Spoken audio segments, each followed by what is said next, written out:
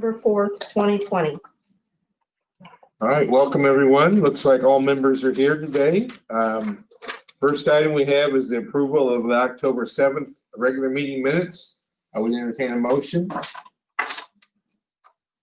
Member Metzger, second. Member Beard, any discussion? All those in favor say aye. I'm sorry. We got a call. I guess I don't need to turn it on. I can talk there, right? Yes. Member Metzger. Yeah, she just Sorry, called. Member Metzger. Oh, I'm sorry. Yes. Thank you. Member Erickson. Yes. Member Woolrab. Yes. Member Beard. Yes. Member Barnett. Yes. Chairman Solver. Yes. Any appearance by members of the public? Chairman, there are no appearances today. Thank you. Very good.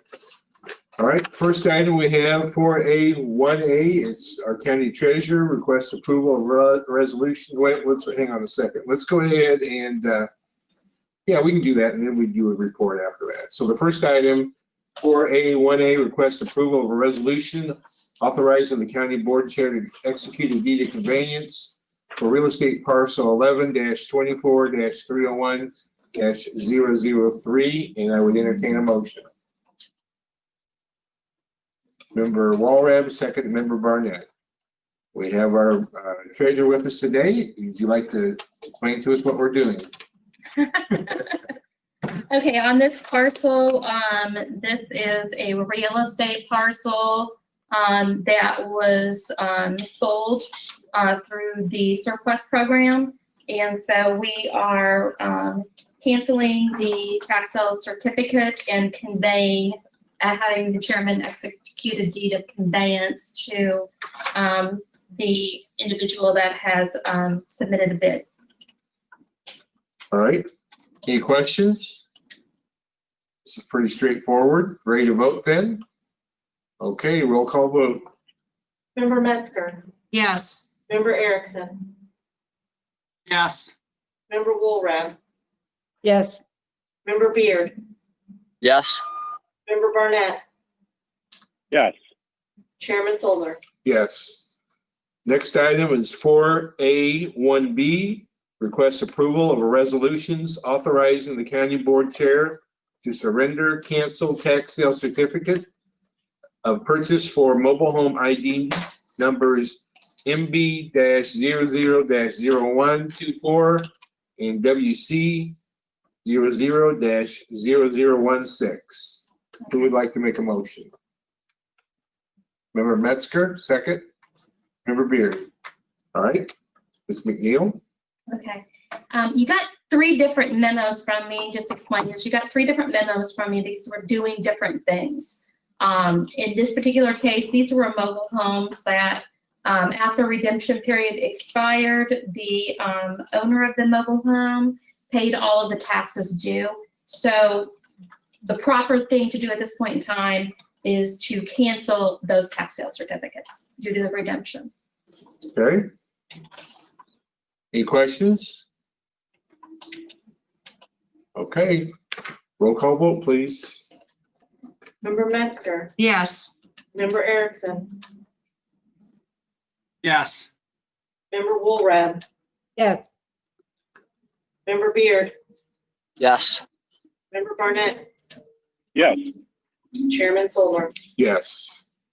All right, next item is 4A1C, request approval of a resolution authorizing the county board chair to assign tax sale certificates of purchase for mobile home IDs number MB-00-0052, MB-00-0064, MB-00-0079, MB-00-0160, MB-00-0205, and MB-00-0200A. Entertain a motion. Member Barnett, second. Member Walrab. Okay, Ms. McNeil. In this particular case, these mobile homes were purchased after the county acquired ownership right to them. Unlike real estate where you convey that parcel to the new owner, with mobile home, we just assign our tax sale certificate to the new owner, which then they go on to the Illinois Secretary of State's office and acquire a title in their name. Okay. All right. Any questions? Okay, ready to vote. Roll call vote, please. Member Metzger, Yes. Member Erickson, Yes. Member Woolrab, Yes. Member Beard, Yes. Member Barnett, Yes. Chairman Solner. Yes. Last item under the county treasurer is 4A1D, accept and place on file the county treasurer's monthly financial reports. You should all have those, and I would entertain a motion. Member Woolrab, second member Metzger.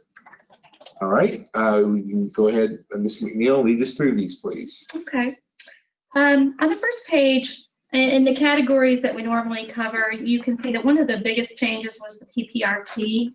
And we had expected this. The state of Illinois Department of Revenue announced that this new state fiscal year, we would see less PPRT for a variety of reasons. The biggest one being the economic slowdown due to COVID. And then IDOR had to transfer some funds from the PPRT fund to the income tax refund fund because the refunds paid out for PPRT exceeded the amount collected.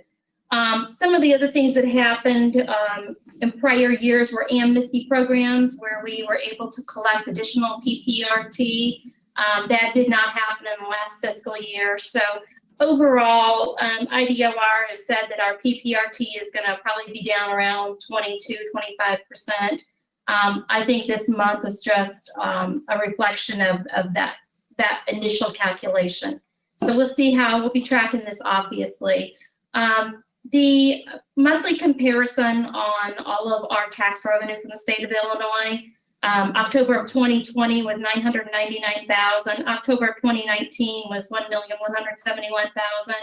So the difference there for the month of October, that $172,000, and obviously the biggest chunk of that is your PPRT. Your year-to-date comparison, in 2020 we are at $8,602,000. And through October of 2019, we were at $8,853,000. So we are under by $251,000 here at this point. And then the biggest comparison that we want to look at is the budget, where we are according to our 2020 budget. And as of the end of October, we would normally like to be around $8,571,000. And you can see that we are at $8,602,000. So this is good news. We are still coming in slightly above budget, and we've got 2 months left here in the year. So moving on down to your shared sales tax revenue, you can see that we had those big drops during June, July, and August. Didn't see that much of a decline in September or October, and that's helping us out a little bit.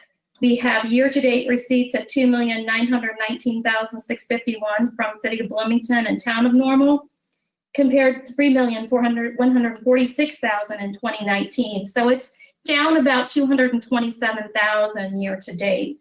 That fund has equity of $10,931,030. Moving on down to the property tax revenue, during the month of October, the collector distributed again, and our property tax revenue distributions are at $35,445,000, 98.13%. Not seeing a significant change in our numbers as far as our delinquent parcels right now due to COVID. I mean, it's everything is seems to be like we normally see. There's nothing that is really popping out right now.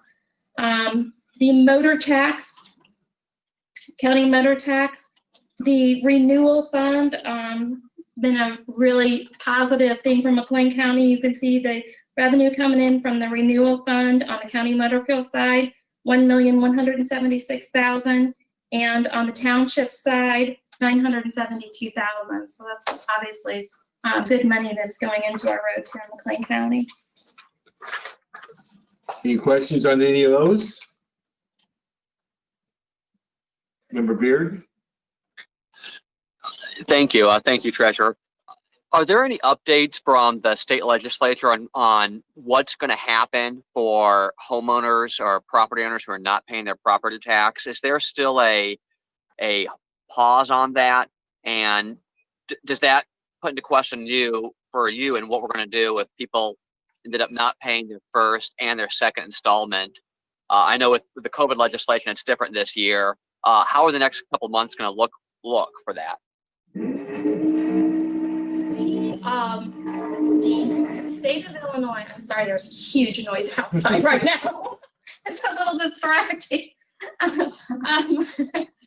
The state of Illinois, Governor Pritzker issued an executive order earlier this year, and it didn't do much to help property owners. And I'm not going to go into the details of it, but essentially our association reached out to the Attorney General's office and got an opinion from the Attorney General's office, which stated that we were to proceed on with our property tax sales. So what the collector normally does during the month of October and November, seeking judgment and going on a property tax sale, we are still doing that. And I don't have anything at this point in time that would tell me that I cannot do that or I should not do that. So we're still moving ahead on our normal schedule. And our tax sale is November 17th, and should have all of our distributions out to our taxing bodies by early December. So we can close out. I mean, it's a double-edged sword. Any way that you look at it, it's a double-edged sword. If you have your taxpayers, obviously some of our taxpayers are going through a difficult time, but until the governor stops the process, I can't stop my process. I have to continue to move forward because I have 200 taxing bodies to answer to. So as of right now, like I said, we've been watching the numbers, and as of right now, our delinquency numbers are right in line where they always have been in prior years. There has not been a significant shift. So, Member Wolverham, do you have a question?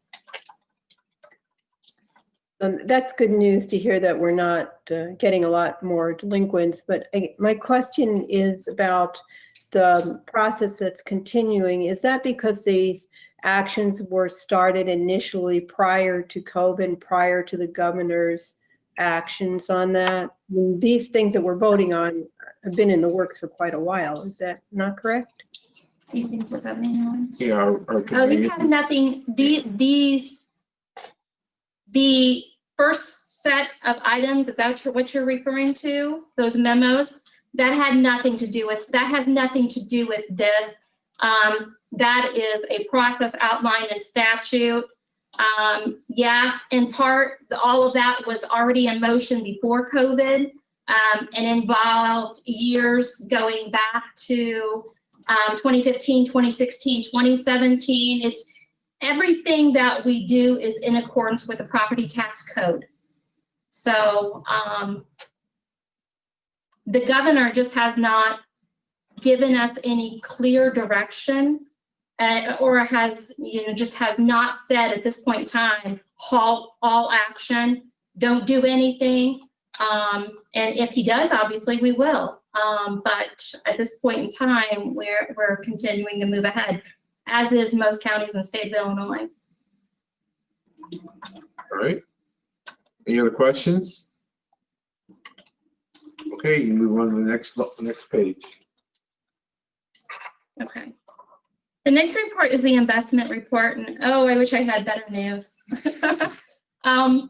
It was really hard this month. We had 3 CDs come due, and I think maybe even a fourth one. And the rates on those, as I was taking them off, they were about anywhere between 1.5% and 2%. And I was bringing on CDs with rates of, as you can see, 0.3, 0.4. And so that's really going to have a significant impact in our investment earnings for 2021. But that, of course, is something that we've already projected in that 2021 budget. So, but that's all the exciting news that I have there. So, Any questions on any of that? Okay, I guess we move on now to the insurance. Is that right? Mm-hmm. Okay.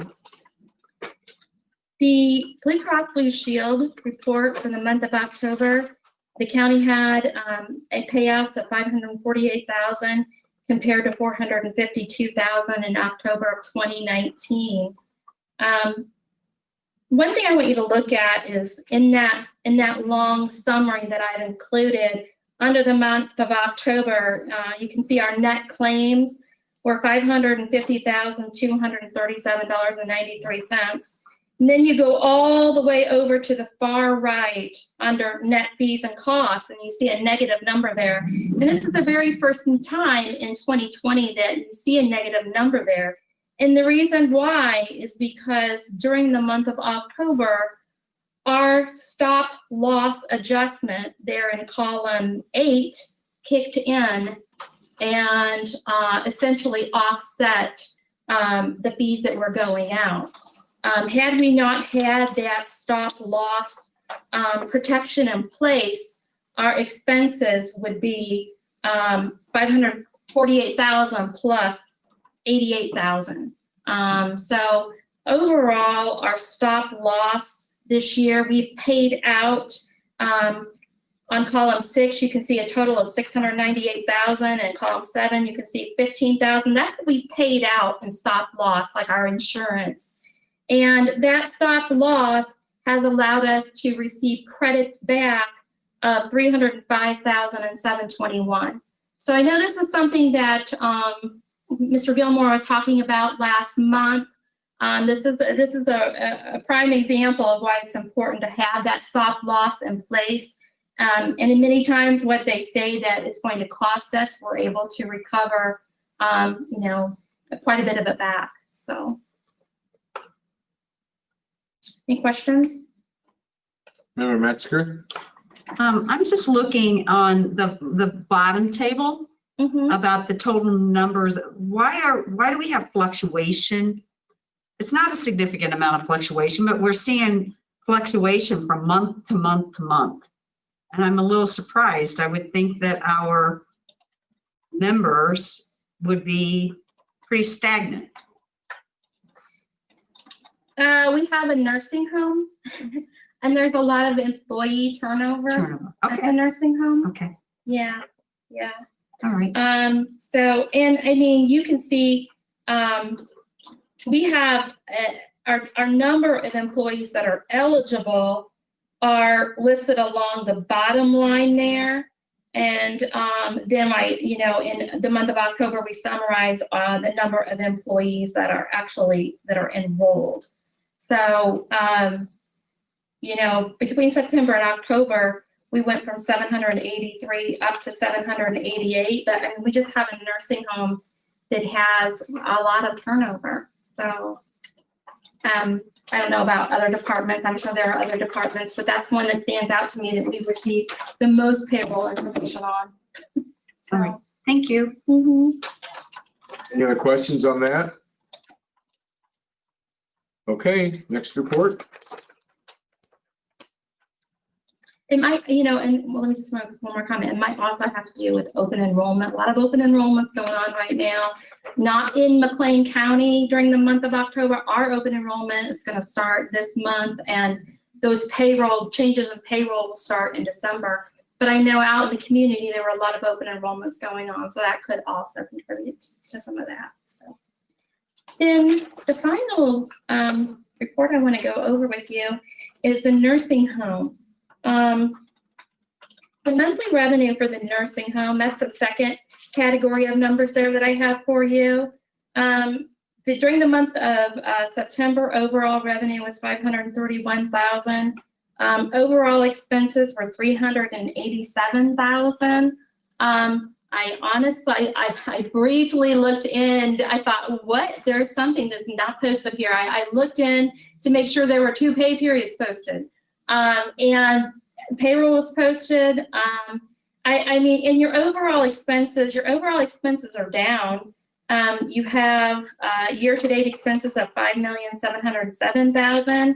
And you can see I included a little line there where it says September 19, year-to-date revenue and expenses. Last year, your year-to-date expenses were $6,194,000. And right now we were at $5,707,000. So the expenses are down, and Camille had mentioned last month about some of our non-contractual, being down as well, and trying to keep the line on that. So it's good though, obviously, that they're down from 6.1 million down to 5.7 million. The revenue, year-to-date revenue, 5,691,575. That revenue is quite a bit higher than where we were in September of 19. September of 19, we were at 4,899,000. But something that's in that revenue for 2020 is some federal funding that the nursing home received for COVID. And there's about 772,000 actually sitting in there in federal funding to help the nursing home offset to provide some provider relief there. So just wanted to point that out with you.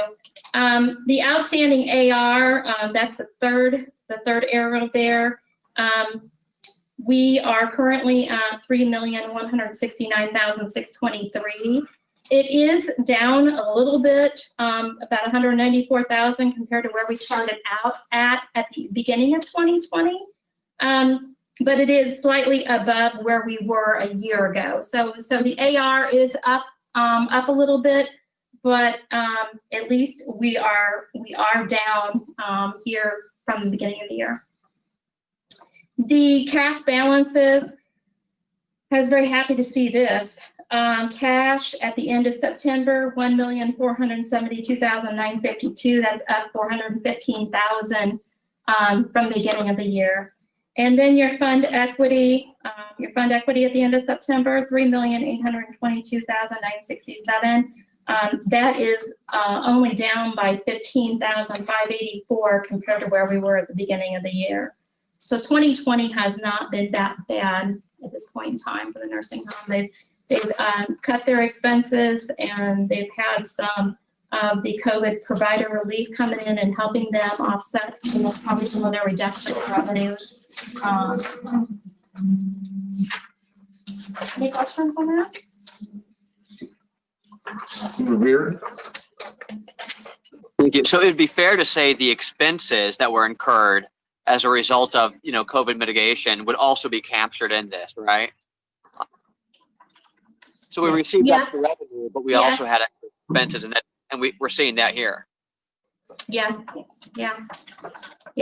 And some of that relief funding is not just to offset extra expenses, but some of it is also to assist with any type of loss in revenue that, the nursing homes experienced due to COVID. I mean, this has been a very unusual year.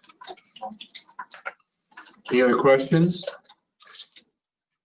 Okay, we have a motion and a second to go ahead and place these on file. Are we ready to vote then? Okay, roll call vote, please. Member Metzger, Yes. Member Aaron, Yes. Member Woolrab, Yes. Member Beard, Yes. Member Barnett, Yes. Chairman Solner. Yes. Do you have any other information or anything else you want to tell us? All right. Thank you. Any other questions for the treasurer? Okay, thank you very much. Thanks. All right. Next item we have is 4B. It's our county clerk, Kathy Michael. She's not with us today. I think she had a good. Actually, she just, Chairman, I'm sorry to Oh. interrupt, but it looks Oh, like yeah. Michael has joined us, which is All right. fantastic. Well, great. All right. She has no items for action. She does have monthly reports. Ms. Michael, are you there?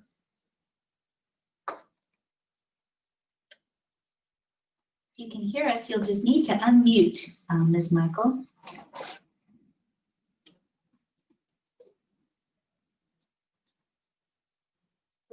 All right. Well,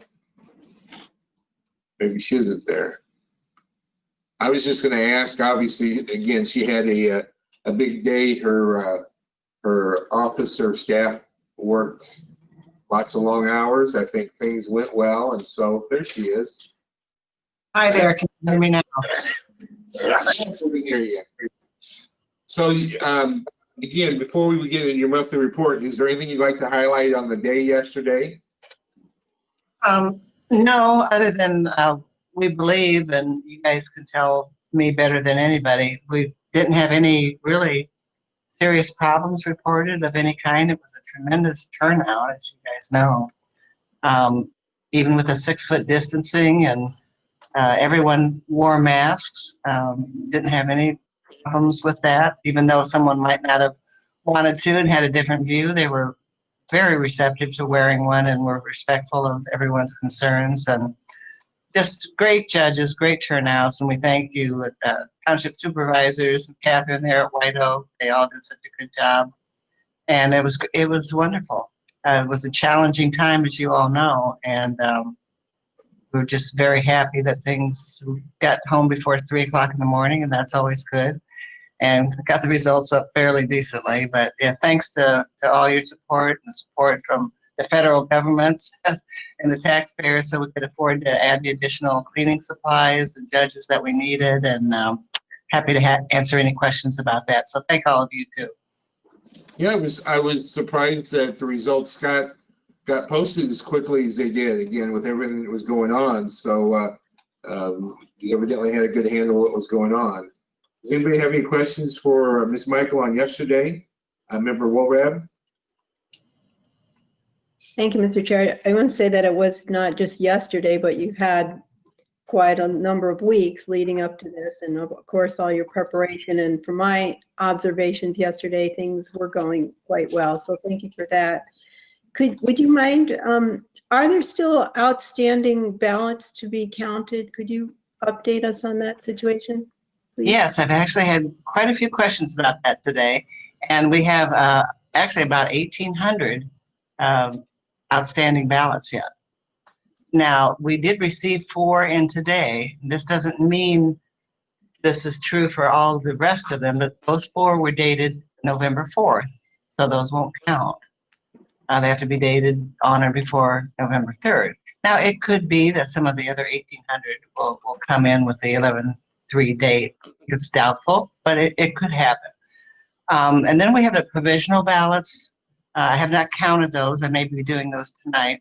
I'm interested to see how many of those we had. We did have quite a few provisional ballots, and that means those that need to be reviewed before they're counted.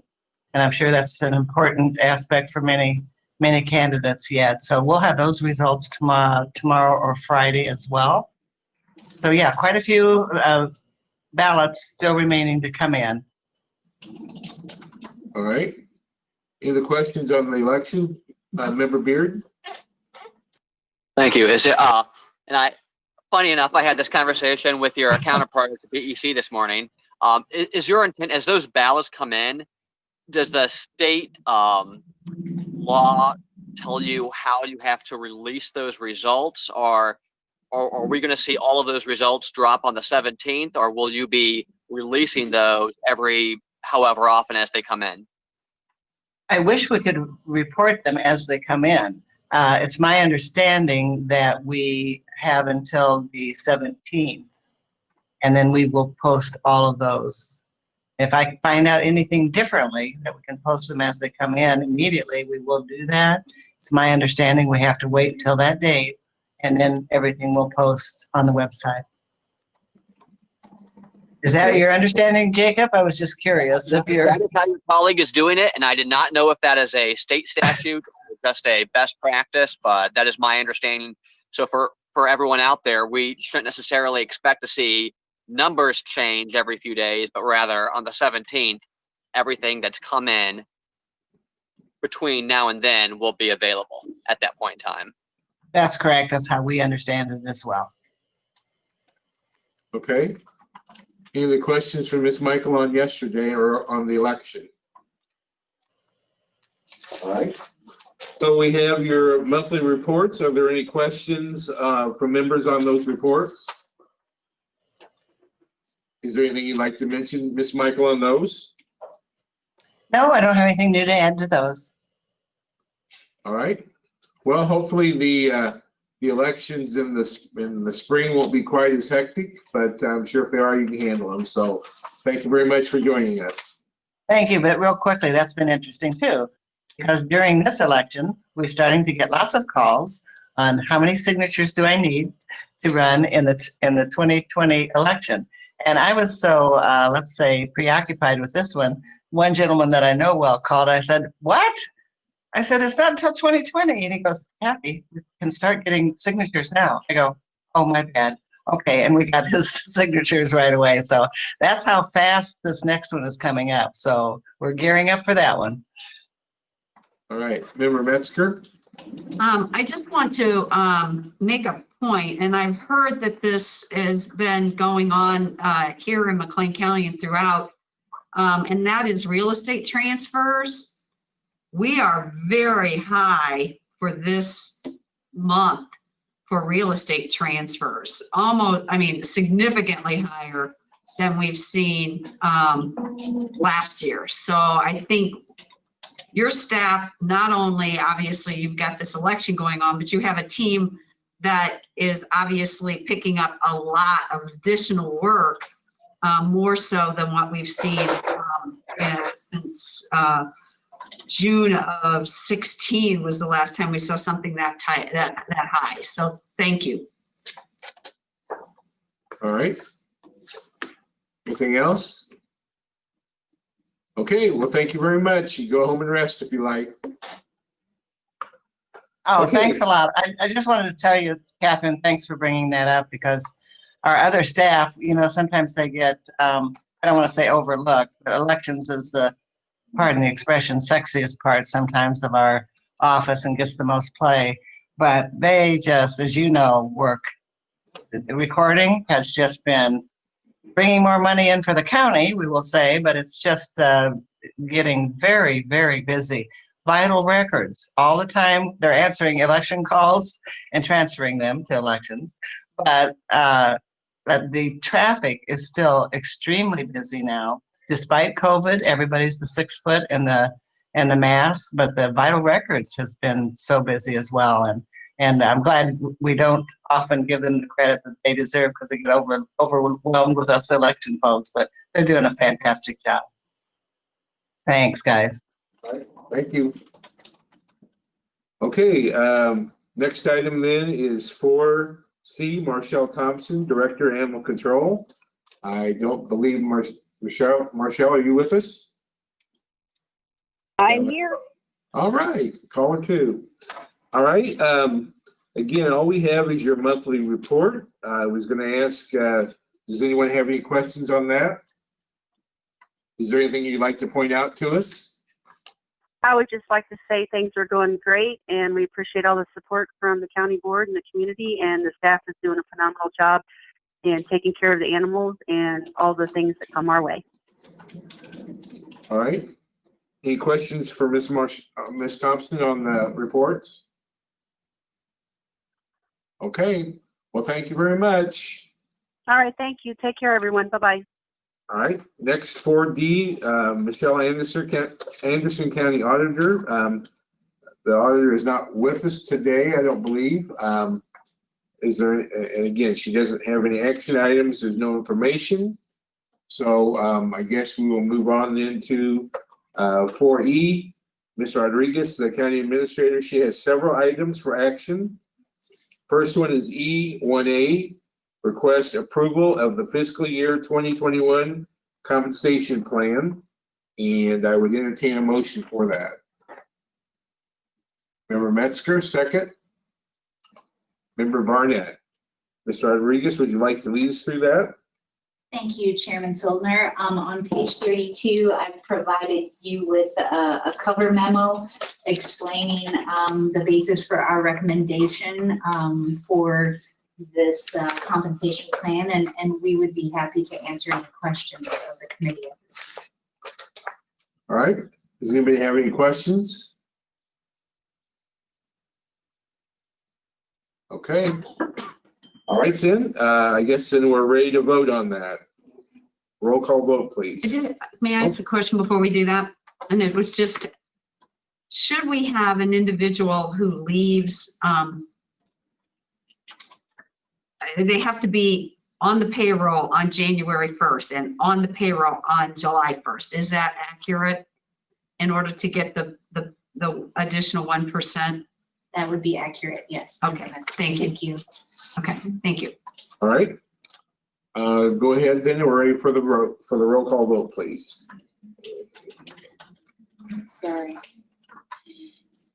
Member Metzger, Yes. Member Erickson, Yes. Member Woolrab, Yes. Member Beard, Yes. Member Barnett, Yes. Chairman Soldner. Yes. Next item is E1B, request approval of an audit engagement agreement with Clifton Larson Allen LLP. And I would entertain a motion for that. Member Barnett, second. Member Woolrab. All right, Mr. Rodriguez. Thank you, Chairman Soldner. On page 41 of your packet membership, you will find another executive memo which explains this commencement of the second year, actually, of the work of our external auditor, Clifton Larson Allen, and it's their engagement letter to get going on our next audit. So I'd be happy to answer any questions. Any questions for Ms. Rodriguez? Member Woolrab? Thank you, Mr. Chair. I was just curious about the billing schedule on it.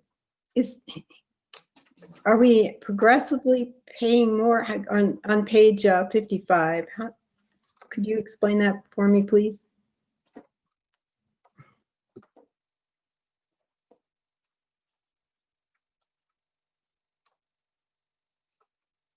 I would have to look back at our original the results of the request for proposal and the recommendation to you to hire Clifton Larson Allen. I don't want to speak on just memory. I don't think, though, that the cost for their services stayed level throughout all 3 years of our engagement. And so I'm looking to my staff off to my right here to see if they recollect an increase, a slight increase each year in that. But to give you a proper answer, I would prefer to do research and look back at our original engagement from last year. I'm sorry, I don't have that precise answer. Is it a cumulative? I didn't add the numbers, but is that a cumulative figure, April 21 and May of 21, that 28,882? Is that what that is? 10, maybe it is. Or is that or we're paying 28,000 in April 21, we're paying.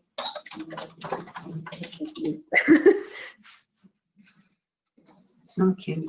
I'm looking, I'm sorry, I see my staff back here doing the math, Member Woolrab. So if you'll just hold on 1 second, we'll get you an answer.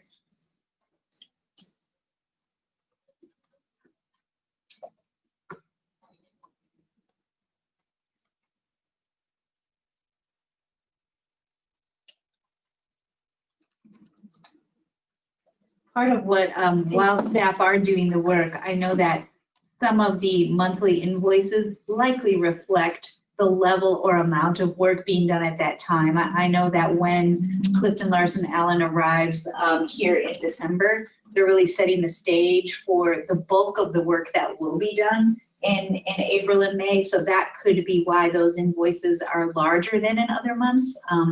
Ms. Dryer, do you have some answers for us? These are the amounts.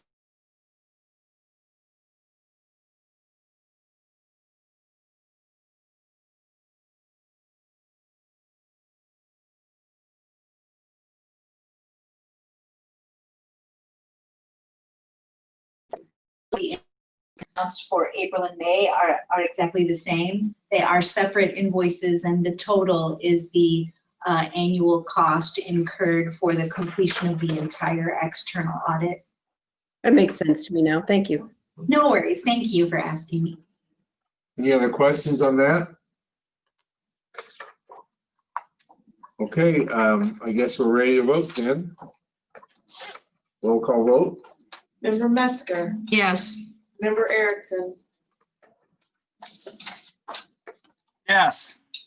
Member Woolrab, Yes. Member Beard, Yes. Member Barnett, Yes. Member Soldner. Yes. Next item is E1C, request approval of position reclassification. This is through the nursing home. Someone like to make that motion? Member Beard, second member Metzger. All right, Ms. Rodriguez. Thank you, Chairman Soldner. We bring forth this request to reclassify the activity director / volunteer coordinator position at the McLean County Nursing Home. We have observed that existing and upcoming regulations are going to require us to ask more of this position. And therefore, we are looking to add those requirements to the position description and hold the individual who currently is seated in this position accountable for the additional duties, but really making it position specific and not person specific. What I'd love to brag on is that in our plans for future use of the empty wing of the nursing home, we've been talking for a while with the Blue Ribbon panel as well as occasionally with committees about a dementia unit, maybe not all the way certified to an Alzheimer's care unit, but at least dementia care.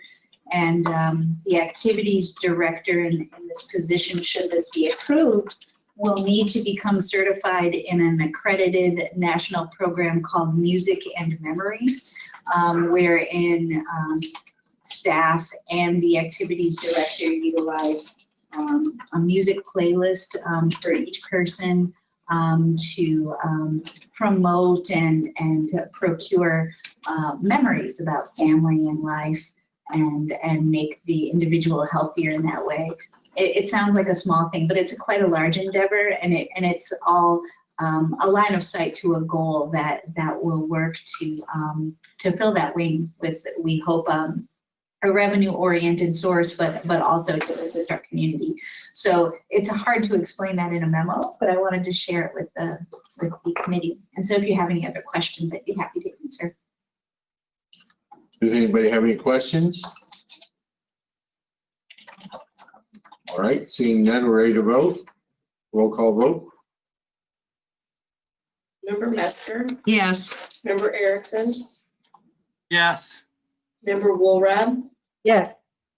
Member Beard, Yes. Member Barnett, Yes. Chairman Soldner. Yes.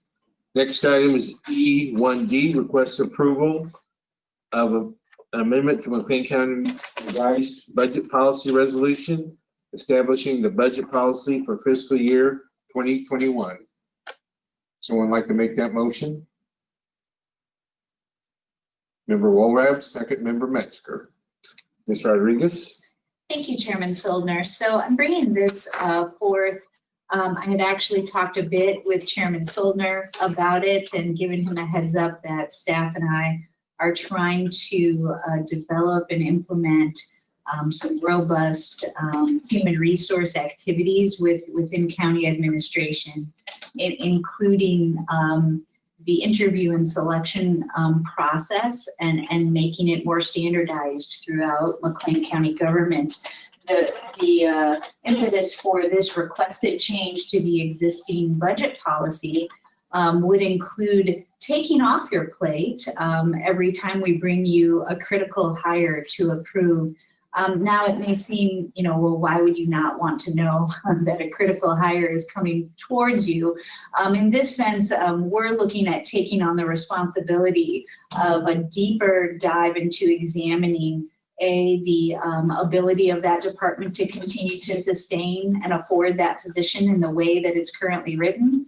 We want to examine whether or not there is a current and need for updates on the position description.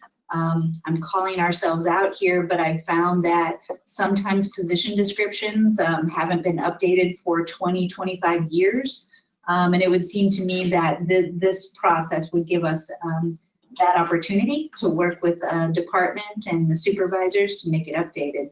And then also to author a congruent and quantifiable interview and selection questions. And so why I want to bring it to county administration isn't because we don't appreciate your look-see at it, but we think that the financial and the administrative actions that we could implement each week when and if a department head does have a resignation or any kind of vacancy would allow us to bring forth metrics to you at the end of the day and to all the oversight committees that have more value than, and while we appreciate your examination and approval of critical hire requests, we think that it would be more valuable to give you an overview then later of how successful or not was our recruitment, what could we do differently with upcoming recruitments, et cetera, and so forth.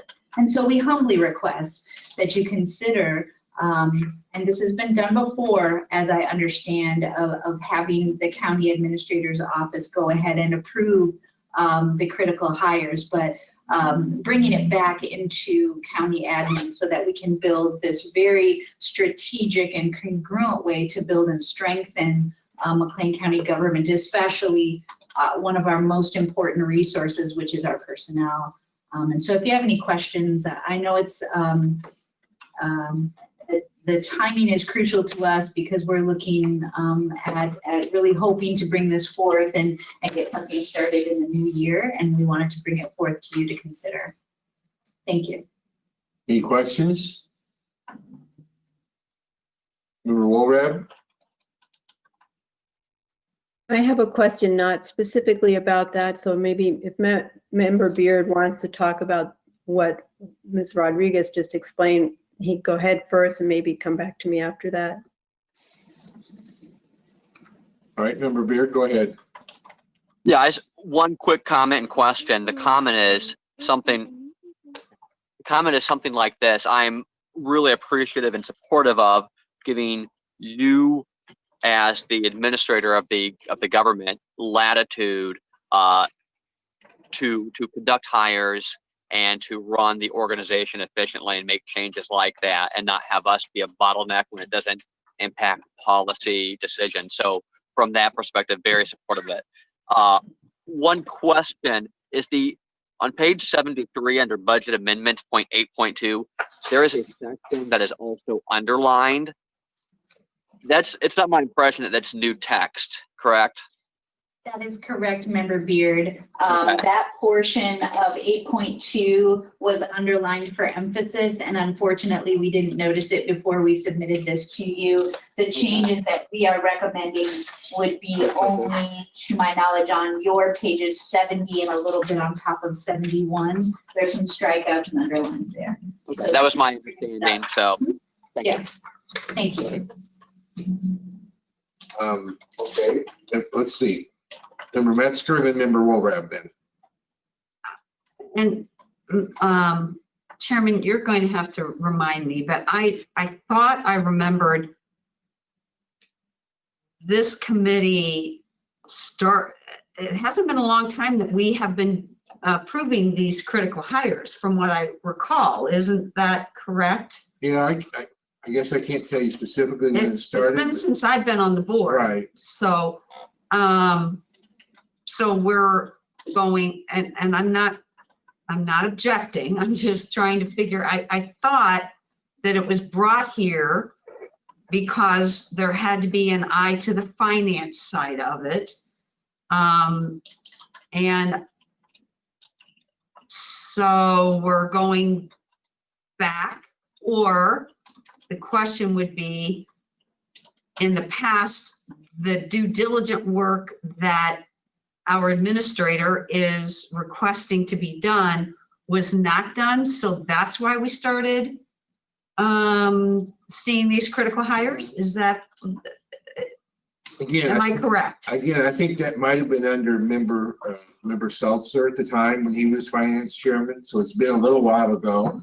I guess what my thinking is that, you know, it's going to go to each committee that it's oversight of. So I'm hoping that those committees will still have the foresight to consider the financial part. But I also know that administration also sees the financial. I can learn to understand you much better if I can get familiar with the way you talk. I need your permission to help. So sorry. No worries, technological All right. issues here, so sorry. So, so anyhow, I don't know, Ms. Rodriguez, can you maybe explain a little more or I did some research, and really without interviewing the previous county administrators, I understand that the critical hire process has come back and forth in and out of the budget policy document a couple of times. And I thought that one of the root causes for implementing a critical hire process through the committee, oversight committee structure, was to ensure in times when budgets were very, very tight, that the financial capability to sustain the position was there. At this time, and I think Member Metzger brings up something very important. That is, have we been examining all of these other important pieces of information before bringing this to committee? Of course, we would not, as county administration, bring you a critical hire request that we knew was not sustainable. But what we have not been doing then is being involved with a department head in the other complex processes, like standardizing the update of position descriptions, ensuring a standardized, updated, and modern posting on our website for these positions, and ensuring that we're utilizing all the websites available to us to do a thorough recruitment and selection process, and nor have we been standardizing interview questions and quantifying them all. And here, this is not to say that departments don't do a fantastic job of hiring, but I always think we can improve, and I think standardizing some of this could be helpful. So at the end of the day, I'm saying yes to some of it, and then adding that we really feel that if it were brought to county administration without the step to go to oversight committee, we would still never ever approve something that we could not afford, but there would be so many other steps in the process that we're able to lead and procure, so that we are building and strengthening our workforce in a standardized way. So I hope I've answered the question. I think it's gone back and forth, and like I said, certainly there have been times when during a financial, even national financial crises, like I think in 2008 and 2009, it is important to take every single step and look-see. But I think that we feel we could take this burden off of the committees and then come back with something so much more comprehensive and reflective of the things that we have heard not only this committee, but other committees express relative to some of the challenges we do face in recruitment and selection, and how we can tackle that. I even put, I believe in my memo, about incorporating the exit interview process into this review, because what we don't want to do is simply get a frantic phone call from a department head hours before we post this packet, and put a critical hire request in there because without it, they can't hire. And yet we have not even examined why they have this position vacant, and we haven't looked at the results of the exit interview. And I think that, I've been listening to the things that committee has been saying to me, and this sort of culminates in a process where, yes, it's in county administration's hands. It is truly, it's in code that it's the county administrator's responsibility to ensure the proper hiring practices. And I serve you, and I want to make sure that I'm being thorough when these decisions are made. And I think that that's one lost when we're rushing to get it in a packet, to get it approved so that it can be posted and filled, and we're not considering all of these other pieces. So thank you for allowing me to explain that. All right. Member Walram? Thank you, Mr. Chair. I wanted to bring our attention to paragraph 331A, I think it is up there, or 311 on page 68. Back in May, this committee passed an amendment to this document saying that we would have the general fund balance reported to us as part of the budget, or the budget proposal. And I think maybe perhaps somebody pulled an older version of this, because it's not incorporated into this document. I would, if I'm correct about that, I would hate to see that perpetuated in the future and lose sight of that change that we voted on. That was in the May. If in fact we have pulled a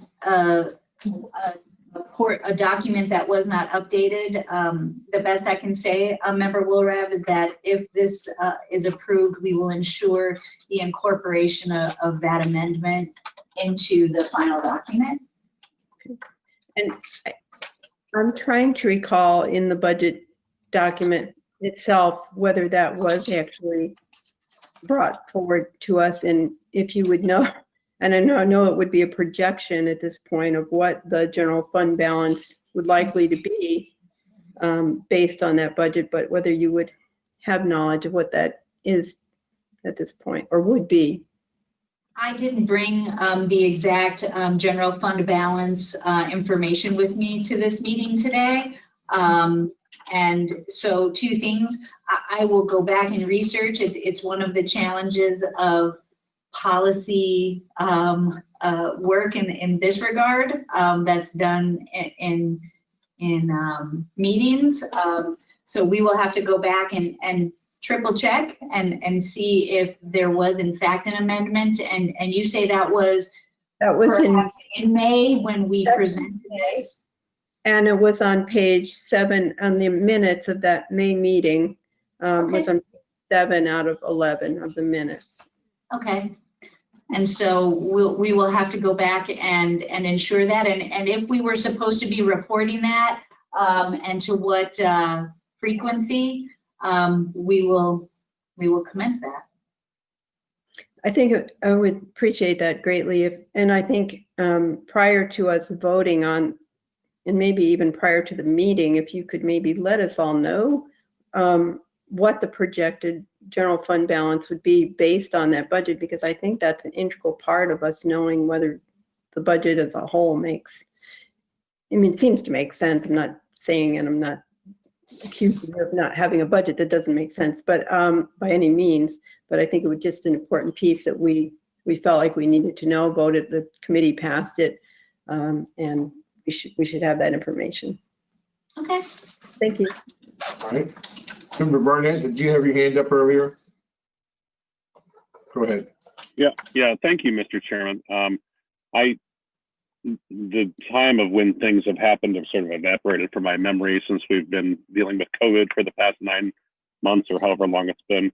But as I recall, the last time the rules subcommittee met, we altered the county board rules to have those hire requests go through the appropriate subcommittee.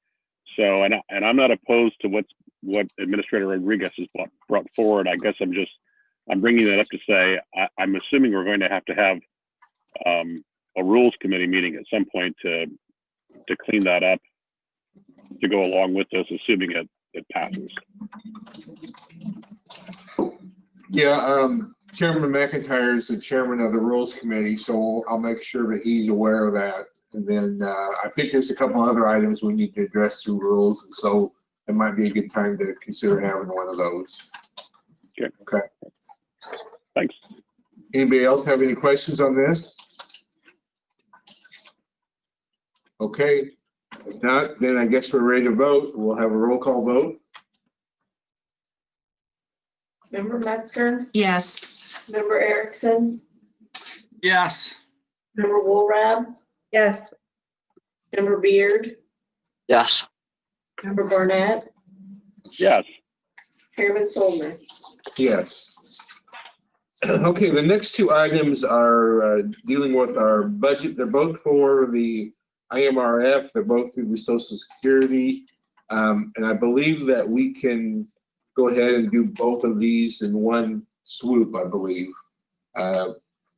Administrator Rodriguez, did we discuss that? You and I did discuss this, Chairman Soldner, and I think it would be fine to combine these. They have a similar theme, and I'm still happy to, once there's motion on the floor, to answer questions specific to each item, but I think it would make sense for it to go together. Okay.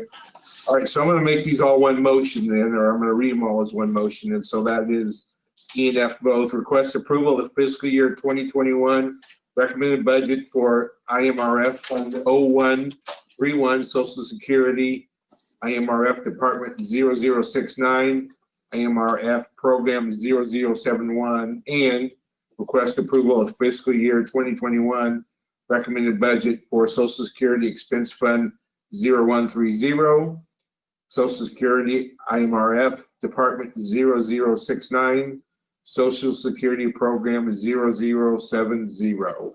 And I would like someone to make that motion, please. Member Walrab, second. Member Beard. Okay, so those are on pages 75 through 70, and Ms. Rodriguez, you could lead us away.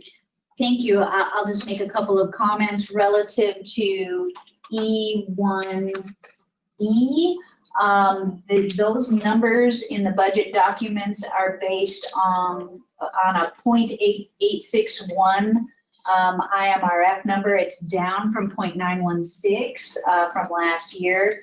Those numbers are provided to us, by IMRF. So, that is what we are provided. And then the FICA is the standard. So I'm moving on to F real quickly. The FICA is the standard 7.65%. So we would be happy to answer any questions that you have about this. Does anyone have any questions? Member Metzger? My only question, and this would relate to across the board, not just this fund, but I'm assuming that Mrs. McNeil, our treasurer, was involved in the PPRT amounts being reduced and somebody, because just to make sure that they are reduced enough, I guess. Not to say that they're not, I'm just thinking after having the conversation this earlier today about how PPRT had been reduced significantly. I just wanted to make sure that we across the board have reflected that in our budget moving forward in 2021. I will say, if I may, Chairman Soldner, is it okay if I speak? Yeah. County administration does collaborate with appropriate department heads, elected and appointed. And in this case, I would make that assumption that we did collaborate with her on the numbers that are codified within this recommended budget. All right. Any other questions?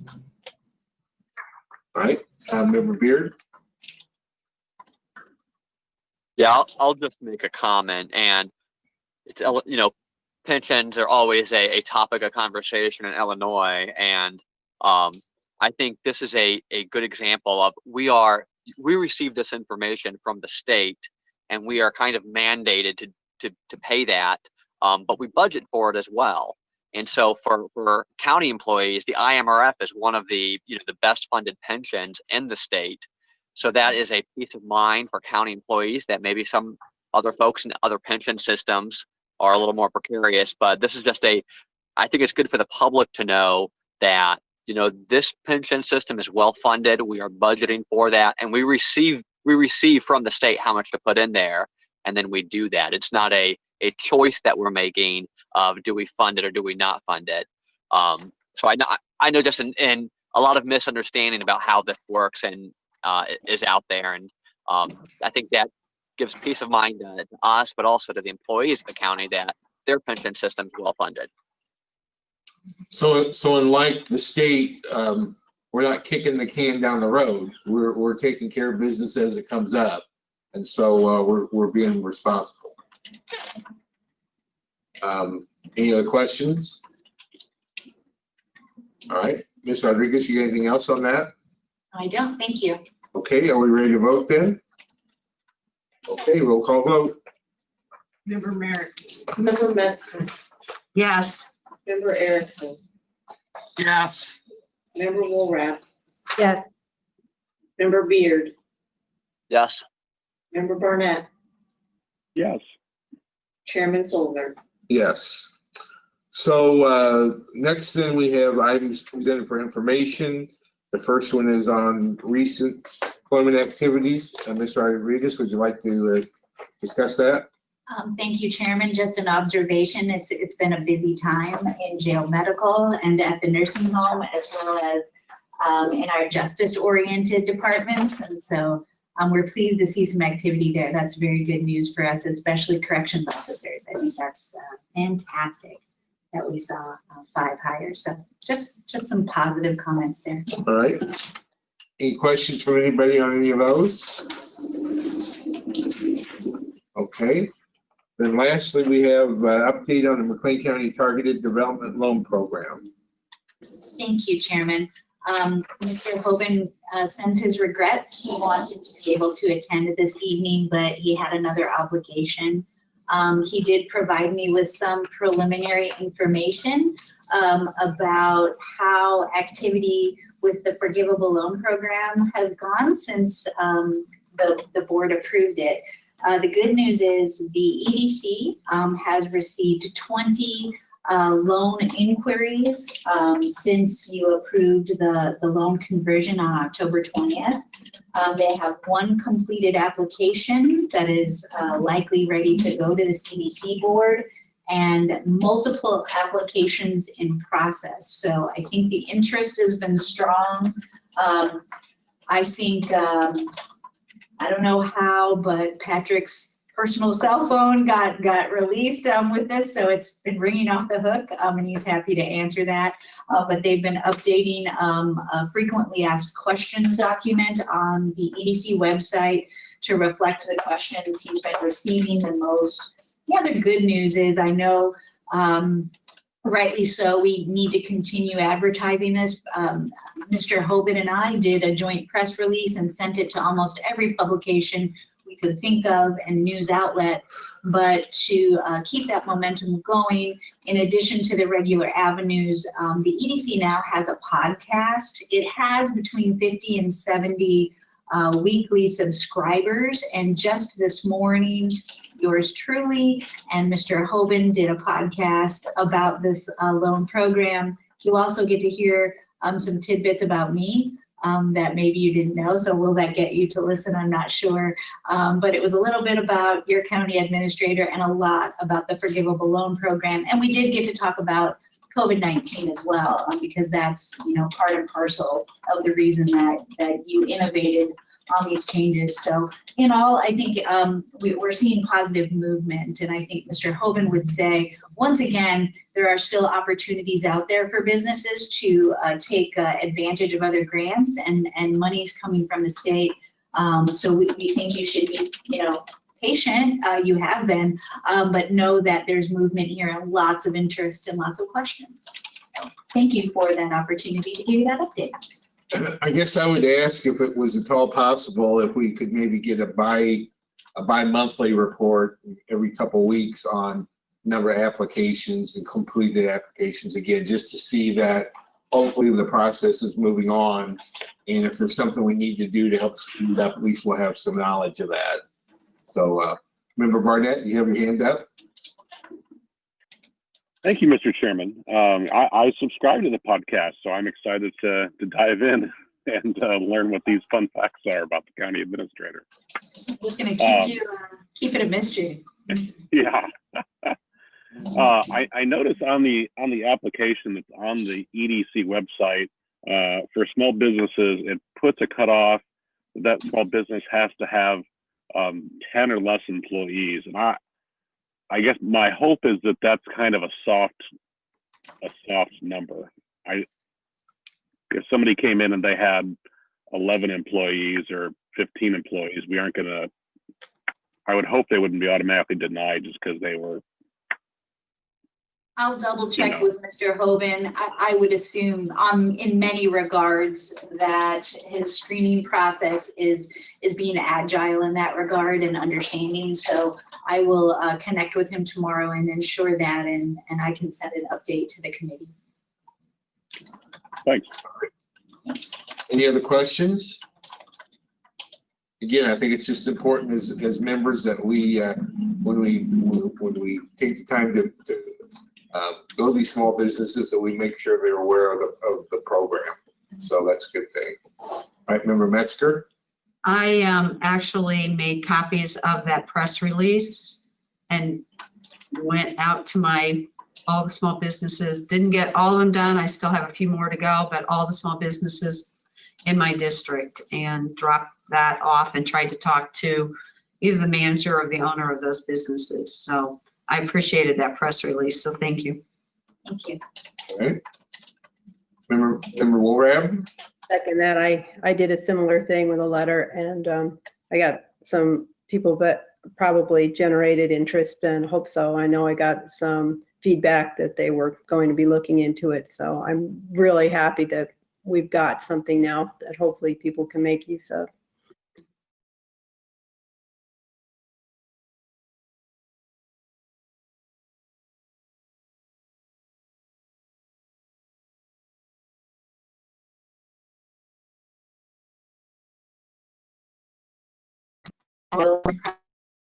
Should not delay the approval of applications. All right. Okay, does anybody have anything else? Okay, lastly, we have bills to pay. I have a letter from the auditor saying she has reviewed the bills and certified they all comply with the county board adopted ordinances, resolutions, and policies. So our total, there's a prepaid and a fund total, comes to $1,367,066. I would entertain a motion to pay those bills. Member Metzger, second. Member Barnett. Any questions on any of those? If not, we're ready to vote. Roll call vote, please. Member Metzger, Yes. Member Erickson, Yes. Member Woolrab, Yes. Member Beard, Yes. Member Barnett, Yes. Chairman Folder. Yes. All right. Once again, does anybody have anything else? Any other business? All right. If not, have a good evening. Thank you. Thank you very much.